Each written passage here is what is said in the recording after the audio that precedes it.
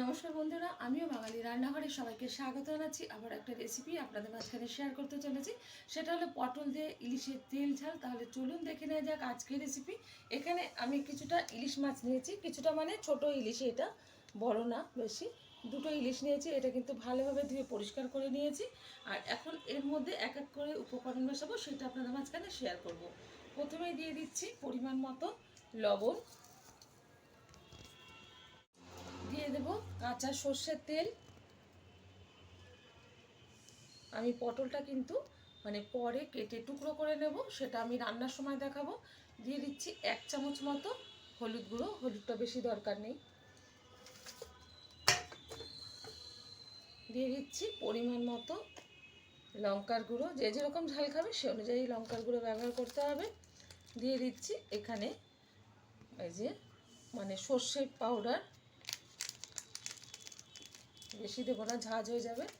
সবগুলো উপকরণ কিন্তু একসাথে মেখে নেব। সবগুলো উপকরণ কিন্তু একসাথে আমি মেখে নিয়েছি। এবার আমি পটলটা কেটে নেব।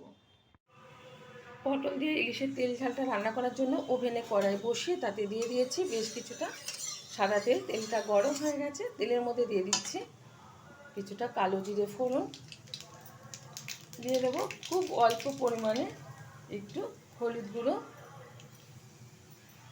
দিয়ে দিচ্ছি টুকরো করে রাখা পটল, ভালো করে খোসা ছাড়িয়ে লম্বা লম্বা টুকরো করে দিয়ে পরিষ্কার করে নিয়েছি। এখন পটলটা একটু নেড়ে চেড়ে নেবো, খুব বেশি ভাজবো না পটলটা, হালকা একটু নেড়ে চেড়ে নেবো 1 থেকে 1.5 মিনিট মতো।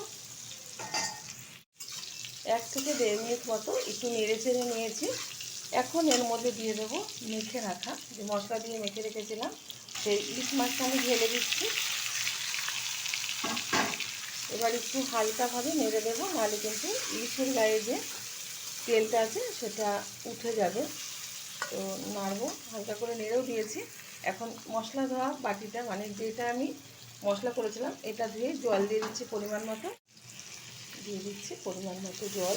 বেশি জল ব্যবহার করবো না, কারণ পটল আছে, পটলটা সিদ্ধ হওয়ার পর কিন্তু অটোমেটিক অনেকটাই জল বেরিয়ে আসবে।